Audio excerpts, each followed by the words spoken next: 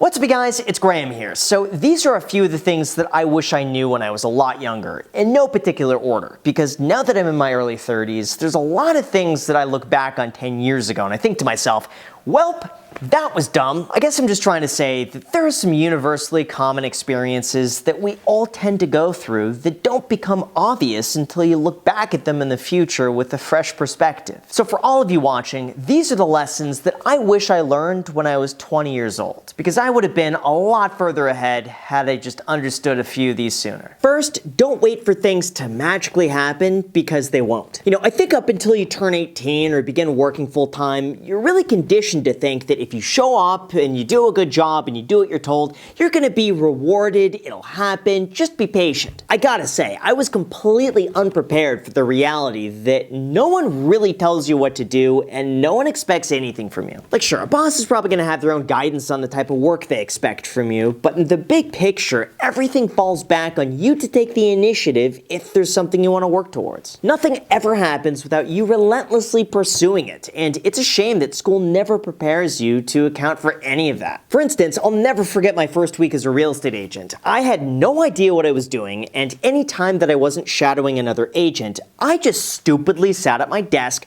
browsing the internet, waiting for something to happen or for someone to tell me what to do. For some reason, it took me a very long time to realize that from that moment on, it was up to me to make something happen, and if I didn't do it, no one else would. I really think it was such a small mindset shift, but I recognize that I have to push myself forward, otherwise I was just wasting time. The takeaway here is that it's up to you to decide what you want in life, and then it's up to you to work towards making that a reality. And if you don't know what you want, then that's not an excuse to do nothing. The way I see it, you only have one life, and if you're 25 years old, you have 612 months left to make the most of it, so the clock is ticking. The second, speaking of that, I wish I pushed myself outside of my comfort zone more often. Even now, I'm probably not that much better than I used to be, but looking back, there were so many great experiences that I turned down because I wanted to play it safe and stick with what I was familiar with. But just think to yourself, if you knew you weren't gonna fail, how much more would you do? I think there were so many things that held me back because I was worried about failing or wasting time. I thought, why even try if there's a slim chance of it working out? Or even something as stupid as worried about being awkward going out to an event where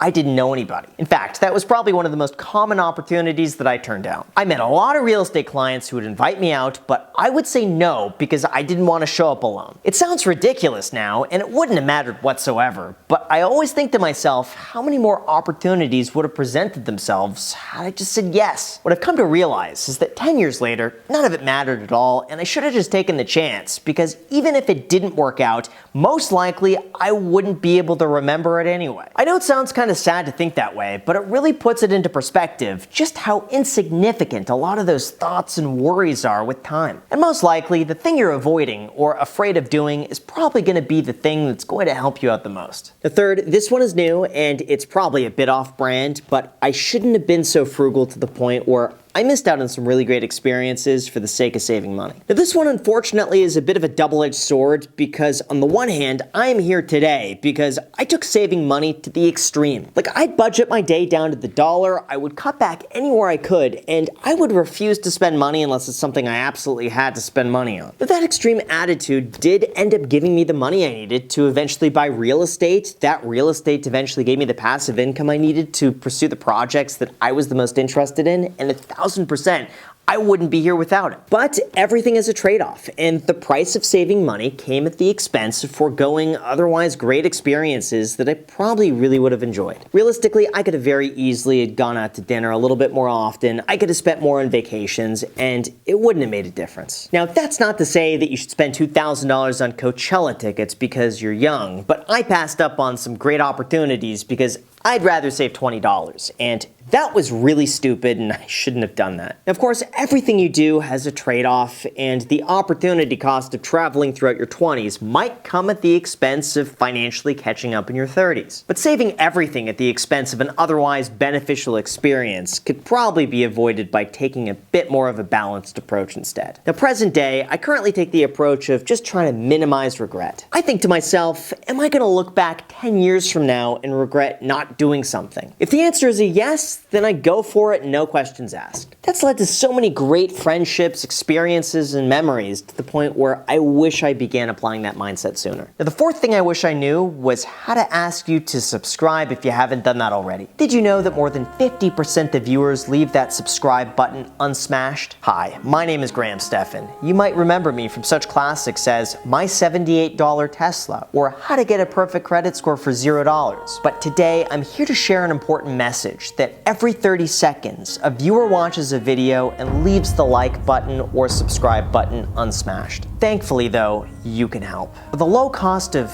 nothing, you could help the YouTube algorithm and subscribe to a creator who promises he'll stop asking if you finally do it. Just give it a gentle tap and you'll be able to screenshot a hand-drawn picture of the subscribe button. Okay, just kidding. Fourth, it's perfectly normal to fail, and no matter how hard you try, nothing is going to be perfect. You know, throughout my 20s, I definitely played it very, very safe, and I would only try something if I thought it had a high chance at succeeding. I guess that was kind of like my way of protecting myself from ever being wrong, but after staying in that bubble of comfort for a while, I began to realize that you can only go so far without taking a risk, because I gotta say, you learn a lot more from your failures than you do your successes. The fact is, the more you put yourself out there, the more you do, the higher the chances are that you'll make a mistake, and at a certain point, it's just a numbers game. The more shots you take, the more shots you're gonna miss, but that shouldn't scare you away entirely from trying something new. In fact, it's probably required that if you want to do above the average, you're gonna have to have more mistakes and more failures than the average. I know when you try something and it doesn't work out, it seems like the end of the world, but believe me, most people go through failures on a regular basis, but you never hear about it and no one ever talks about it because it's done privately. However, that is not a reason not to try, and instead of wallowing in it, just turn it around and think to yourself, what can I learn from this and how will this experience prepare me in the future? My thinking is that since you can't change the past, it is what it is, you may as well improve yourself going forward. So be okay with the aspects of failure, because the more experience you get, the more accurate your shots are going to be. Fifth, you shouldn't compare yourself to anybody else. Look, I think on the one hand, that looking to someone else can give you the confidence that if they could do it, you could too. Like, I've been constantly inspired by looking to other people, seeing what they've done, learning from them, and then putting my own spin on things so we could achieve the same goal. But I've seen people take this way too far to an extreme, to the point where comparison turns into this downward spiral of self-pity, where you look at the other person and think, they don't work as hard as I do. That's not fair. They shouldn't have all of those things. That's not right. That just becomes this huge waste of mental energy that distracts you from actually achieving those things in the first place. Not to mention, once you start getting down that path of negatively comparing yourself to somebody else, you'll begin to realize that there's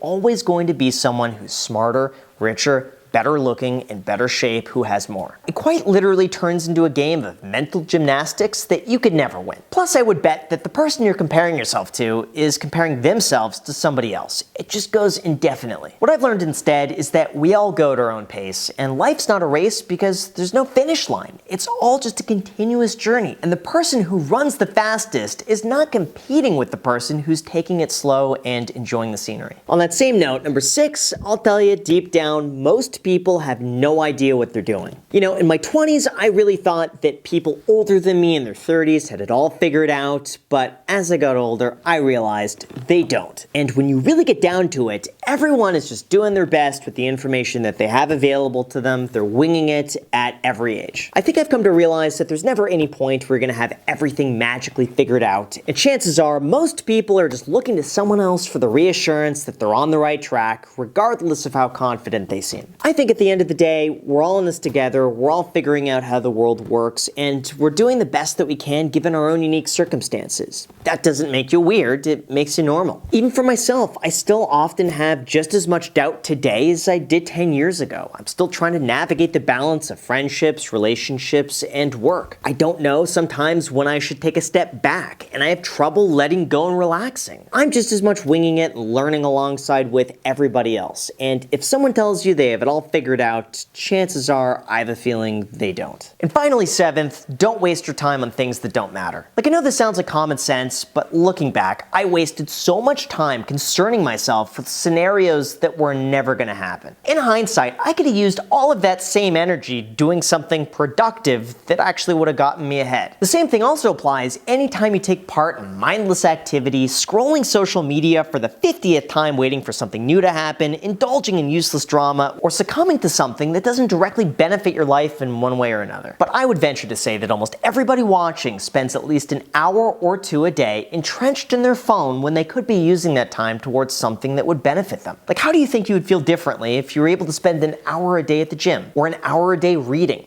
cooking, learning a new skill, playing an instrument? But instead, that hour a day is spent scrolling TikTok, and I bet that you can't even remember anything that you saw on TikTok a day ago. Can you? I can't. The truth is, if something isn't adding to your life, cut it out. And over time, that is going to compound massively to help you out in the future. Look, I'm not perfect. I know there's a lot that I could improve on, and I'm on the exact same journey as a lot of you watching. But hey, if you could learn from at least one of my experiences, then it's all worth it. And if you found this helpful, like I mentioned earlier, it would mean a lot if you hit the like button or subscribed, or you know what, even there's a free stock down below in the description with our sponsor, Public.com. Just use the code GRAHAM. That could be worth up to $1,000. Feel free to use that down below. Thank you guys so much, and until next time.